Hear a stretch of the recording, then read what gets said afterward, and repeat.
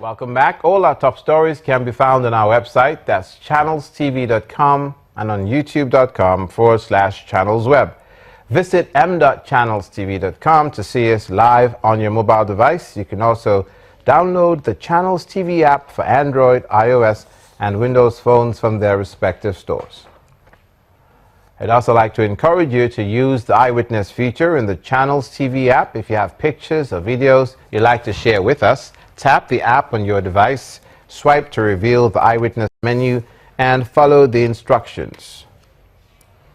Now to the pending and even recent industrial action taking place now in the health sector. The Association of Resident Doctors of the Jos University Teaching Hospital, JUTH, have issued a 2-week ultimatum to the management of the hospital, after which it will embark on an indefinite strike. At a Congress meeting, the resident doctors resolved that all excess of tax deductions be refunded, while training allowances and other welfare packages upgraded and fully implemented. However, the management of JUTH insists the doctors' demand on tax has been looked into by the Plateau State Internal Revenue Service. Resident doctors at the University Teaching Hospital temporarily abandoned their duty post and took to the street, carrying placards and singing solidarity songs.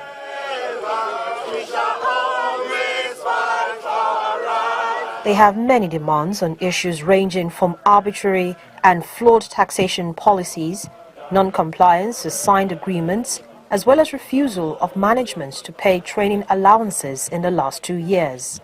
My doctors just waked up and discovered that their salary was massively deducted without prior information. When we met the management told us that it was tax. We said we are not averse to paying tax, but how is it that it's only doctors in this institution that are paying this peculiar tax?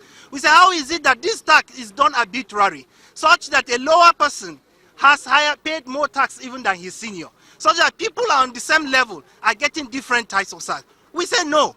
This is not tax. We know tax is a system. We are law-abiding citizens. We have been paying our tax. We are not averse to paying tax. Resident doctors. The management of Jos University Teaching Hospital insists that the Plateau State Internal Revenue Service has been interacting with the doctors on the issue of taxation, while some money has been released for doctors' training. Resident doctors, there's no budget line for their training. There's no budget line. So their training is a function of the internally generated revenue in all teaching hospitals in Nigeria. These accumulated training allowances, as they said, we recently paid them about 20 million naira. And as I'm speaking to you, we're even processing 10 million naira to pay the resident doctors. So I'm surprised that they're saying for 2 years we've not paid. We have paid. We are truly suppressed. We are truly neglected in this institution. At the Plateau State Internal Revenue Service office, the acting executive director explains that the law on taxation is being enforced at the hospital, insisting the doctors are not overtaxed. The resident doctors are not really being overtaxed because we're only using the law or the formula, the rates that is there at the pages of the books. I think several meetings of my staff with them is supposed to have enlightened them. Well, I don't know why they still go ahead to choose to this direction, because it's very simple and clear. So they are not being overtaxed.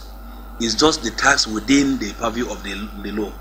With the resident doctors warning strike in force and an impending indefinite strike, as well as the ongoing industrial action by the joint health sector unions at the hospital, the management of Jos University Teaching Hospital and the Federal Ministry of Health need to urgently look into the issues raised by the doctors, who have the mandate to care for the public.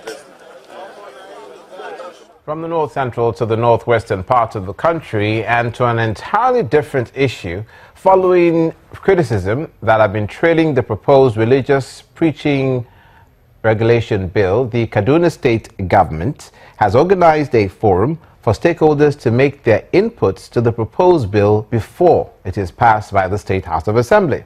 The bill has already scaled through second reading in the floor of the State Assembly.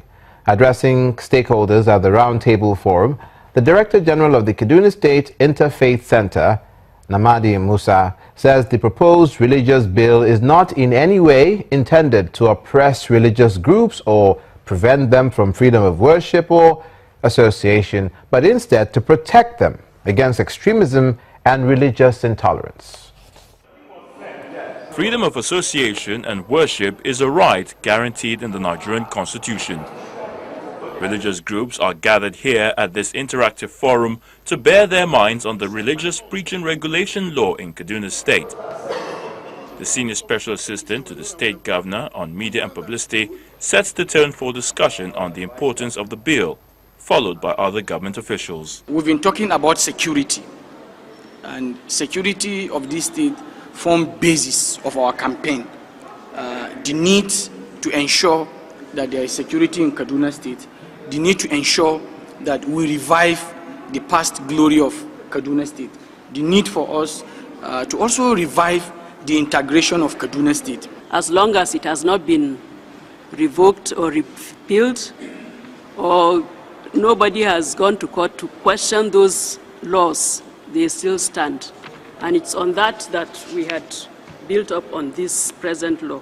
What government is doing is to make sure there is a law to curtail excesses of some preachers in order to bring peace and harmony in the state. But the religious groups aren't satisfied. The Christian Association of Nigeria and the Jamaatul Nasrul Islam are skeptical about government's intentions, arguing that the bill is unconstitutional, which can lead to crisis in the state if not handled with caution. They demand a thorough review of the bill in its entirety. There was never a time CAN accepted that this very bill is okay with us, because we have issues. I've had, quite a number of fora whereby we discuss this very issue. Thank God that the SA, is here. They know the stand of my organization. It is not my stand. My stand of, the stand of my organization is very, very clear as far as this very bill is concerned. But let me also ask this very question.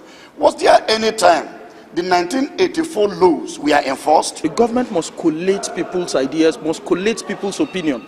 It is now left for the government to decipher what to do. Now, the government is not bound to listen to us, but we have a duty as citizens. It's part of our duty to ensure that the government guides itself by the Constitution, guides itself by the directive principles as enshrined in the Constitution of state policy. The convener of the forum believes meetings such as this is important in resolving all contentious issues in the proposed bill and will be conducted across the state's 3 senatorial zones. We realize that with the type of tension that it's creating, if we don't try to deal with it now, it might bring about results that we don't expect.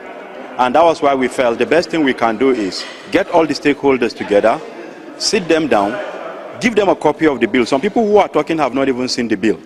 So for each invitation we gave out, we gave everybody a copy of the edict from 1984, 86, 97, and the present bill that has been amended.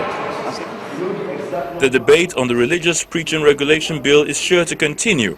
And while the Kaduna State government seeks to use the bill to regulate religious practice, such as use of loudspeakers in public places, inciting public disturbance or abuse against any religion, among others, Christians and Islamic worshippers alike insist that the bill mustn't oppress them, but protect them against religious intolerance. To the South-South region now, and infrastructure in Edo State, Governor Adams Oshiomhole has assured residents and motorists on the Sapongba Road that the menace of flooding in the area will soon be a thing of the past in the next few weeks.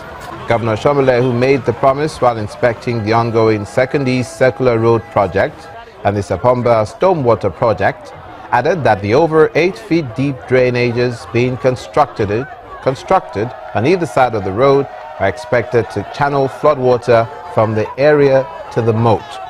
Governor Oshiomhole thanked the people for their love and support, which he said was behind his success as governor. We are doing everything possible to make sure that before the rain starts, we want to finish that second circular. So that if you are coming from New Lagos Road, you pass Akopaba, straight to pass through Sakoba to Sapele Road. We are doing this village so that the water coming from that side can flow across. We are going to remove that old divider so that it can take all the water to the moon. So that the village program is solved once and for all. Mr. Adams Oshomole, Governor, Edo State. Now we will turn our attention to the southeastern part of the country, the Imo State government, which has donated 29 Hilux vehicles and to the state security, that is 20, I beg your pardon, 20 Hilux vehicles to the state security network, a local security outfit to help other agencies in tackling the rising spate of kidnapping in the southeast. The Chief of Staff to the Governor, Mr. Uche Nwosu, who handed the keys to the beneficiaries, noted that the vehicles make transportation easier for security personnel. Cash rewards were also given to 50 personnel for outstanding performance in the line of duty.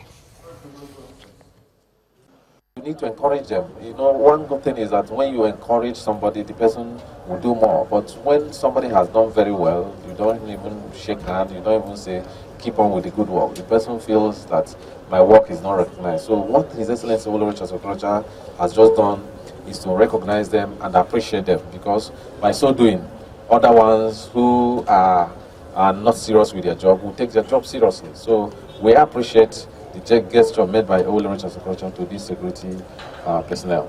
Remember when we came into government in 2011, it was like everyday kidnapping. But we know that today it is not the same thing as it used to be before. These vehicles will help a lot, because you cannot catch a thief or a kidnapper who goes on a vehicle or on a motorbike with their legs. So I believe that with these vehicles, they can get to those kidnappers, to those criminals, so that they will apprehend them and then hand over to police for persecution. You're watching news across Nigeria. Coming up, we'll take you back to the northwestern part of the country, Kaduna State, but we'll stay with security issues in just a moment. Don't go away.